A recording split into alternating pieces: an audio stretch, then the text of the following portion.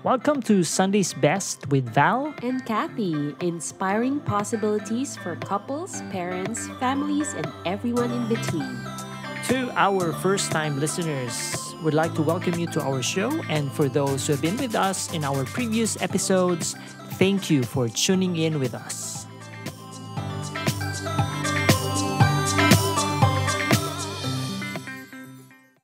Funny no, yung mga movies na napapanood natin dati na very high-tech, ngayon parang real na real siya. And I think this is all about artificial intelligence. And is it safe to say ba, Val, na nandito na talaga siya and it's here to stay?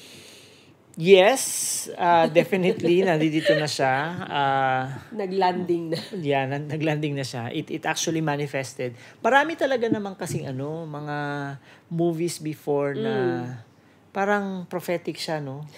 Even yung Jetsons before. Ay, halata ang generation. Cartoon siya, pero it's talking about life in the future, pero we're already living in it already now, di ba? Parang nakaka-amaze lang yung mga scenes dati na para siyang nakikipag-usap with another person. Parang Zoom, no? Parang mangyayari kaya yan in the future. And lo and behold, di ba? It's happening. Years or decades after, it's happening right now. Natatandaan ko nga before na pag nanonood ako, tas parang merong episode ng Jetsons na pinapakita na sa bahay lang nag-aaral yung anak ni Jetsons, diba? Tas nasa TV lang siya. And yun yung nangyari sa atin simula nung pandemic, diba? So, it's exciting, interesting, and yet it can also be scary, 'di ba? Kasi ang dami ding mga pinrophesy or dinipict na mga scenarios itong mga movies before.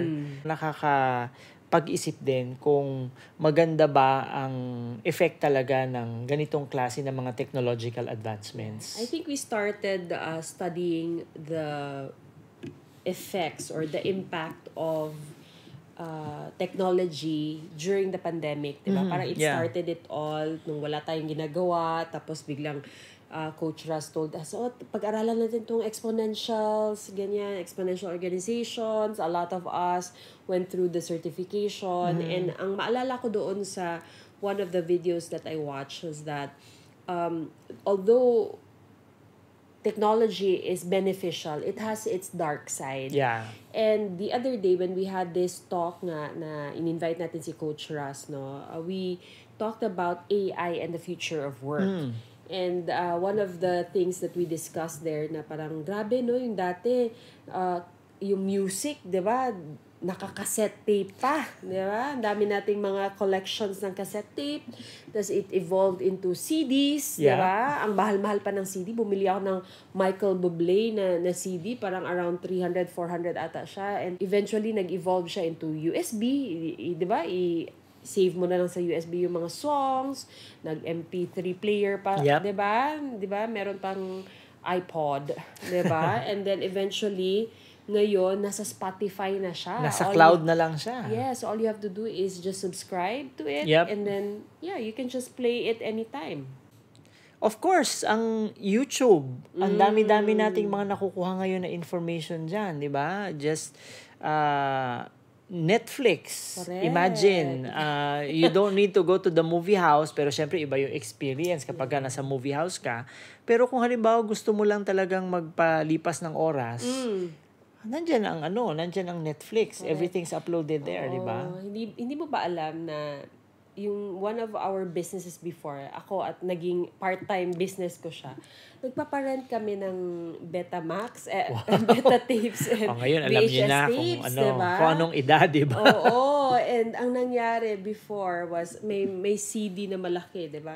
Laser disc. LCD, di ba? Tapos, gagawin ni Papa, i-burn niya, siya ng mga VHS tapes. Tapos, ipaparent ko yun sa mga classmates ko. So, meron akong, I think, 100 pesos per VHS tape. So, nagkakaroon ako ng extra money. Yun yung ginagamit ko pang shopping, pang outing-outing ko. So, happy ako dun sa VHS na yan, di ba? Galing. Pero ngayon, wala na siya. It evolved into small na, again, CDs, and eventually, pwede mo nang i-save sa hard drive. Ngayon, may Netflix na. So, all you have to do is just subscribe again sa Netflix. Pwede mo nang panoorin every night yung mga episodes at mga movies na gusto mo, di ba? So, dati natatandaan ko, speaking of Betamax and VHS, natatandaan favorite mo ko. rin yan, alam ko. Yeah, natatandaan ko, pumupunta ako sa, yung Viva City. Di ba? Yan yung parang, nila, parang shop ng lahat ng mga pwede mong ma-rent na mga movies, videos, ganyan.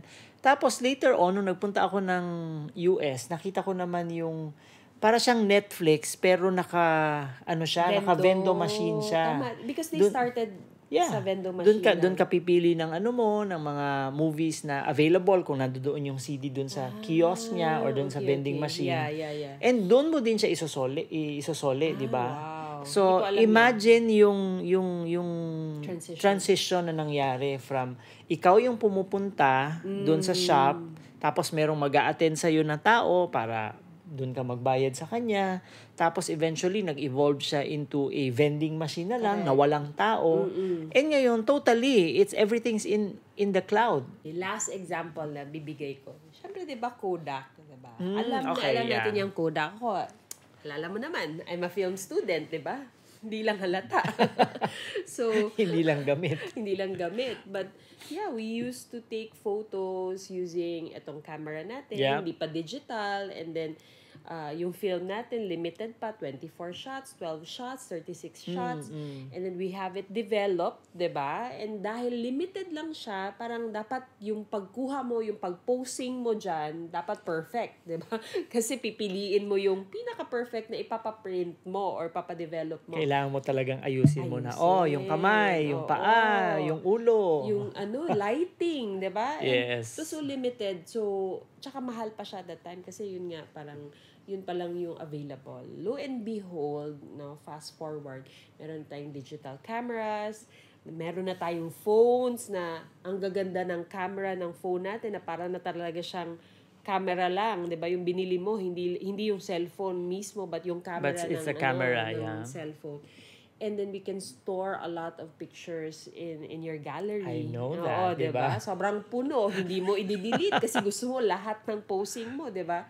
So, grabe yung pag-evolve ng technology na napansin natin. So, halata na kung anong henerasyon tayo. Kasi nakita natin yung pag-evolve. And siguro kung tatanungin yung mga kids, do you know what cassette tape is? Hindi nila alam yan. Diba? So, we have a lot of, stories to tell regarding that. And that's why right now, parang, ano pa kaya yung what is in store?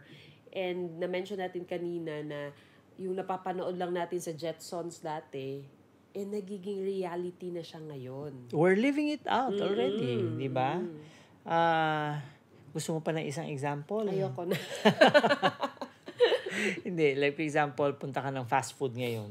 Yes. Di ba? So, little did we know that yung mga kiosk where we actually put or take our orders, or place our orders, these things are actually part of the bigger picture of automation. Diba? So dati, kailangan mong pumila sa counter to actually say your order from the menu. Ngayon, yung hindi ka na pupunta sa counter to do that, diba? Or siguro parang hybrid siya. Doon sa mga tao na gusto nila na mabilisan yung pag-take ng order, doon na lang sila sa kiosk, diba? So, that's minus one person. Correct. Out of the picture, diba? And then, after a while, i-serve na yung in-order mo, diba? So, yan yung, kumbaga, sinasabi ko nga na parang, in a way, convenience na na-experience natin because of this progression and advancement in technology. Yes. However, yung dark side nito, we may be experiencing it now or maybe seeing it or pwedeng hindi pa natin nakikita yung pinaka-dark side talaga nitong technology. Yeah, speaking of automation, kasi yun yung sinabi mo kanina, yung one of the siguro disadvantage, no, or parang negative side of automation, kasi nga nawawala ng trabaho yung mga people na ang work nila is routinary, repetitive, no, Yeah. and I think yun yung scare, yung fear nung mga virtual assistants or even some in the customer relations na industry, kasi nga Manufacturing, for example. because since pwede na siyang i-automate, pwede mo siyang i-replace ng robot, nawawalan sila ng trabaho. Tama. And they can just, we can just program etong gagawin, next, step 1, step 2, step 3. And yung mga tao na who belong to that industry might lose their job. Kaya medyo scared sila dahil nandito na nga yung artificial intelligence. Yeah. So parang two-phase siya, no? Like for example, dun sa manufacturing. I used to belong in the manufacturing industry, di ba? And nakita ko yung evolution nung how robotics actually supported yung increased productivity and efficiency nung production, di ba? Nung pumasok ako dati dun sa sa manufacturing, nakakakita pa ako ng mga tao na naglalagay nung tape doon sa mga karton, 'di ba? Meron pang mga tao na binabayaran doon. Parang manual labor. Manual labor, pati yung pagsa-stack ng mga boxes on top of the pallet and even yung pag-stretch, paglalagay ng mga yung plastic wrap. Yan doon sa mga karton. But in less than 3 years or probably in less than 3 years that I was there, nakita ko na nawala na yung tao na naglalagay nung packaging tape. Naging na siya, automatic na siya dun sa, naka-built-in na siya dun sa machine. Wow. Na pagka may dumaan na box, automatic isi-seal siya nung packaging tape. Tapos at the end of the conveyor, merong parang kamay doon na magbababa nung box into the pallet. Nice. Pagka na count na nung kamay yung box, nag-pile up na dun sa paleta. Yung paleta iikot na ganyan, tapos biglang mararap na siya. So, ilang tao yung nawala? Tatlong tao yung nawala dun sa production line na yon, di ba? Well, in a sense, no, matatakot ka talaga kung ganyan yung klase ng trabaho mo, kasi kung ako ang businessman or ako yung owner ng business and isipin ko, mag-hire pa ba ako ng tao na iisipin ko pa yung SSS Pag-ibig and PhilHealth, or gagawa na lang ako ng machine to do it all for me. Tama. Hindi ko pa iisipin yung retirement fund nitong person na to. Diba? Ang iisipin ko na lang to maintain the machine. So, in a sense, in terms of business talaga, it will be much cheaper for the business to create that kind of system instead of hire people. Correct.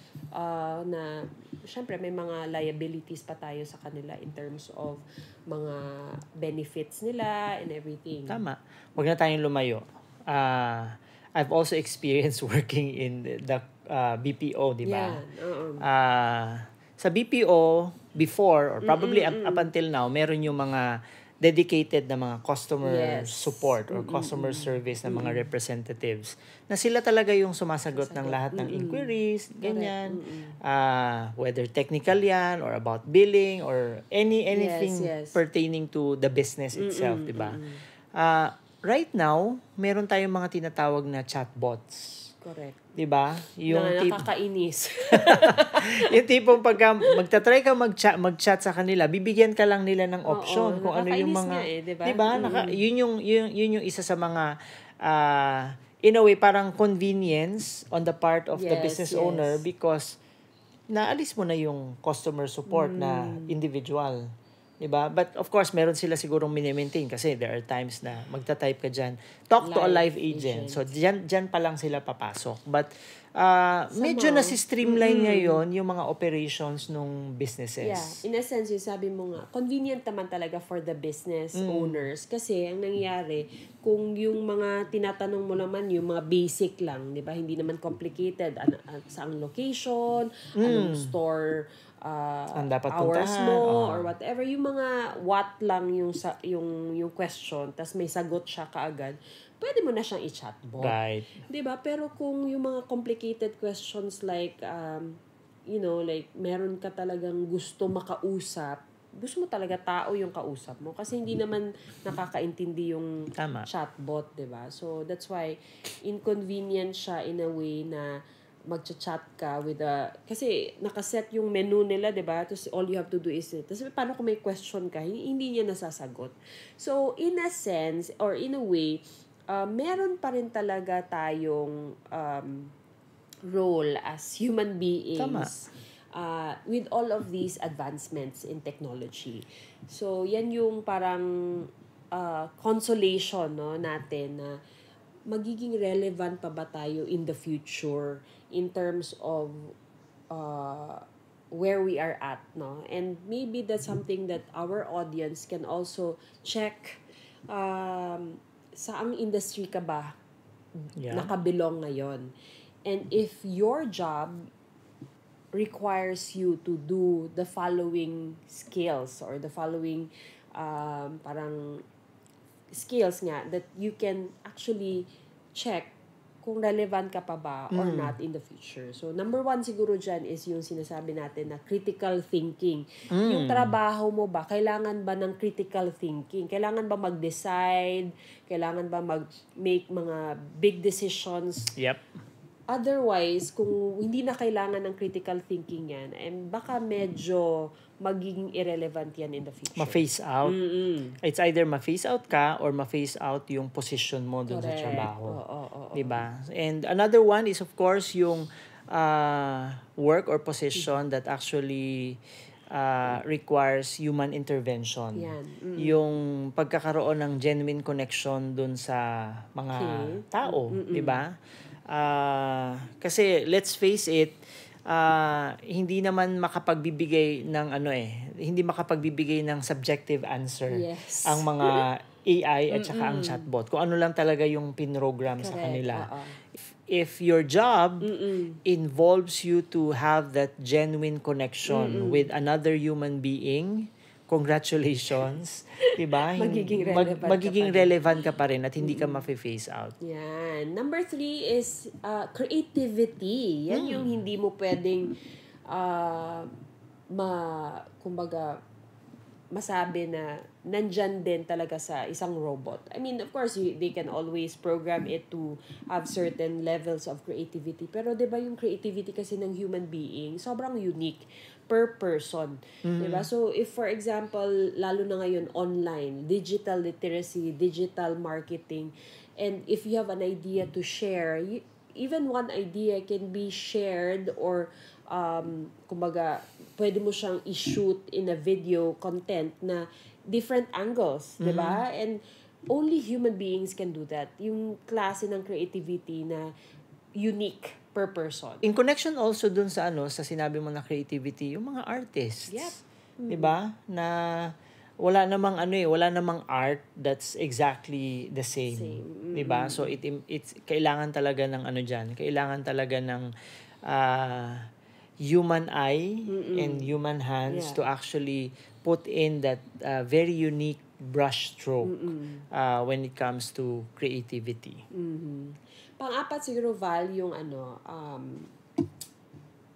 adaptability and flexibility. Yeah, flexibility in a sense na kung meron kang kailangang i-adjust sa work or in terms of again like mga disruptions in the working environment, parang only human beings can do that, no, na pwede kang mag-adapt or even yung mga challenges in the workplace, parang if you have that kind of skill na somehow madali kang maka-bounce back, no? Resilience, yung mga ganyan, yung grit, 'di ba? Wala namang grit yung robot, 'di ba? So, kumbaga yung mga ganon, yan yung nagpapa-human kasi ng isang person, 'di ba? Yung the ability to rise above the situation, rise above any challenges or problems.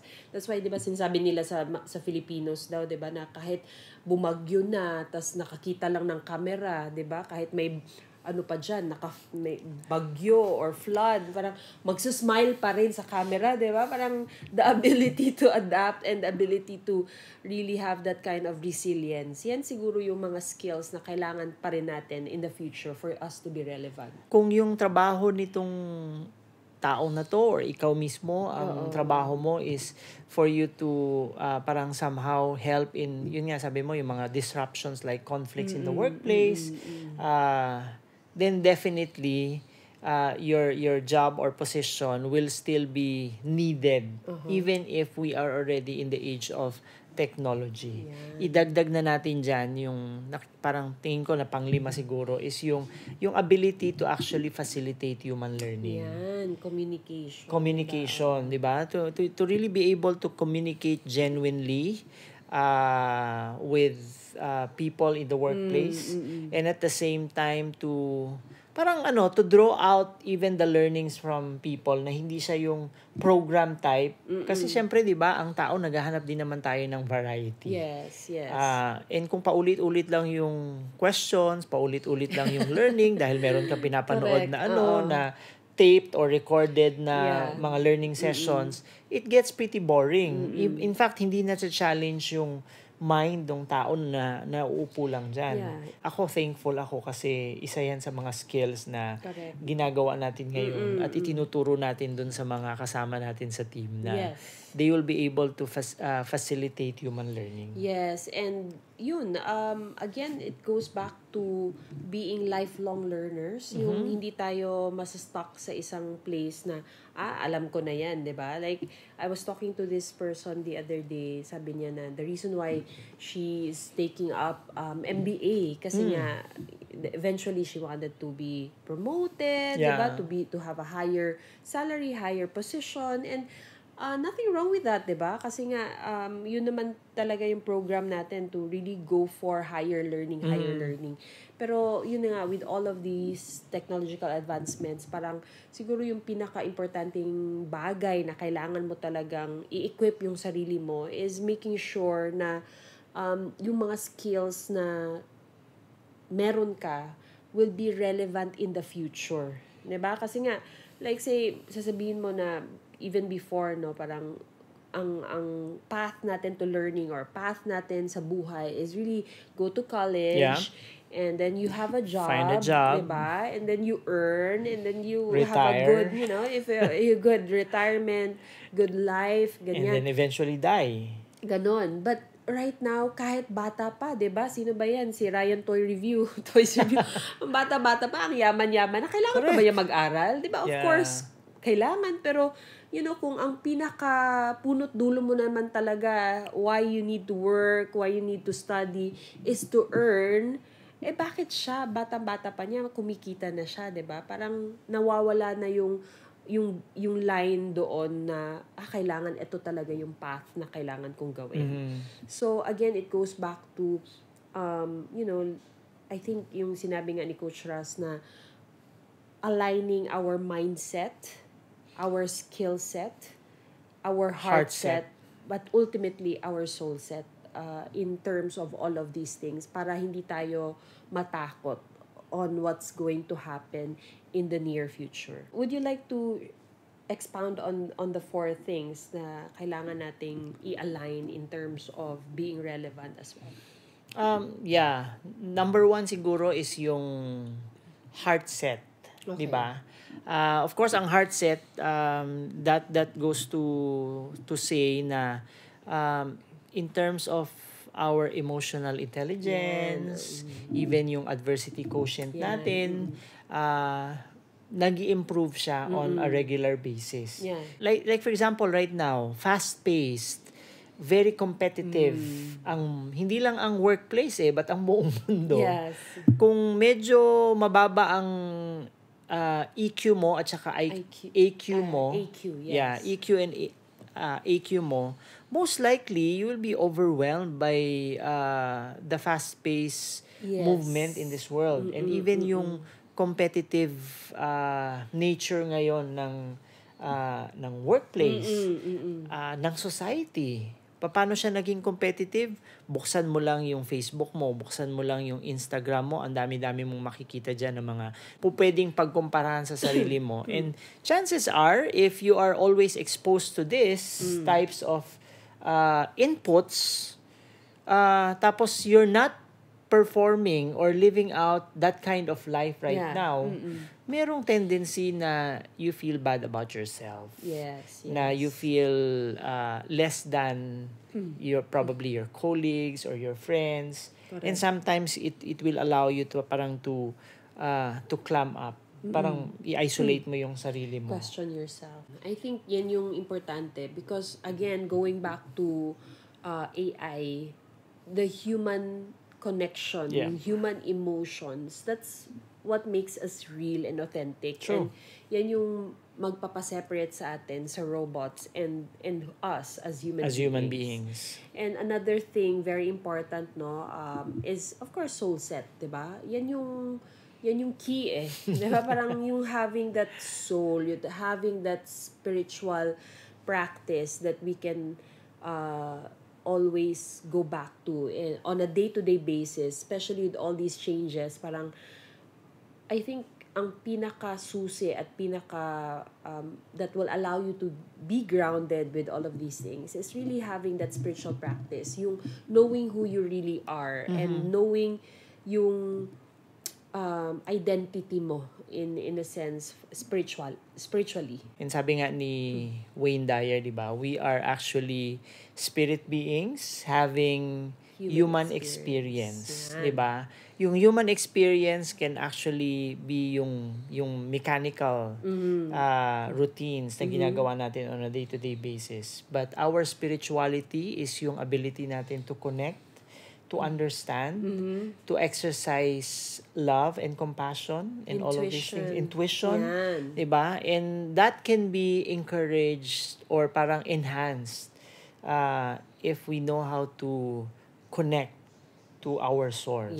Either through meditation, through prayer, or whatever practice that you think will allow you to parang detach from your physical beingness and get in tune to your spirituality. Yan. So, third one is yung mindset, of course. Yeah. And I think we discussed that already na, we have to be lifelong learners. We cannot be stuck with what we know. Alam ko na yan.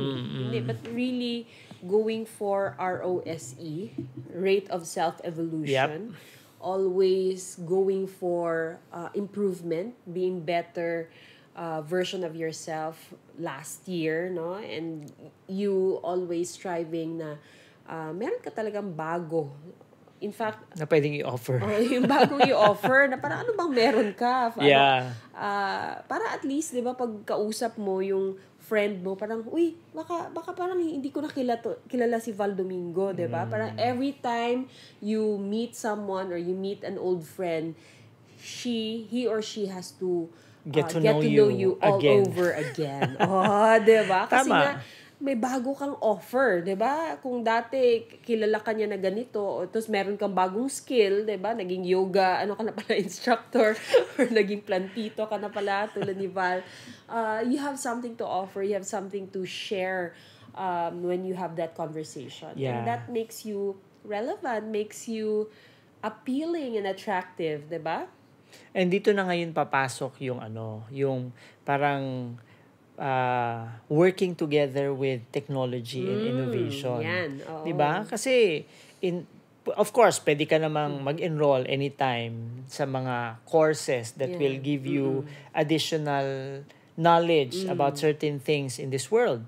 Pero pwede ka ding tune in sa YouTube University or probably even sa mga podcast katulad nito sa Spotify to listen to people who somehow gain certain experiences in their lives, either in their business, in relationships, or even life in general, to be successful in mastering their journey in life. So, we can tap to what technology is actually offering so that we can continue to grow ourselves.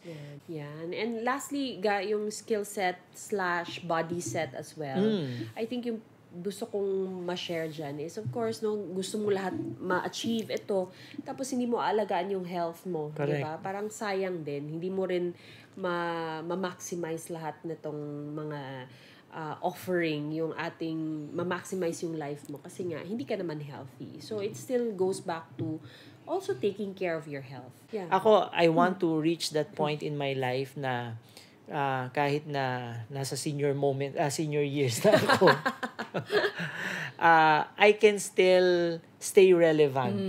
And parang I'm blending in with the progress of technology and innovation. For sure, pagdating ng panahon, yung wisdom mo, yun yung magpapa-stay relevant sa'yo.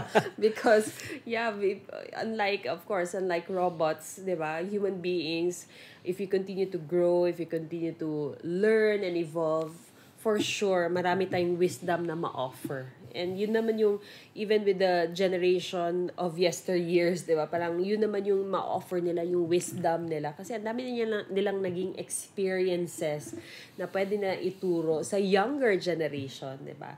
Same way with AI and ito nga, the future of work. Let us not be scared na magiging irrelevant na tayo. As long as we always learn and grow ourselves, let's use technology to our advantage, making our lives convenient, making our lives easier, and focus on paano natin ma-maximize yung paggamit ng technology instead of being scared of how they will take over our lives. Hope you found value in this episode. Follow for more contents like these and don't forget to rate us 5 stars. See you in our next episode. Talk to you soon.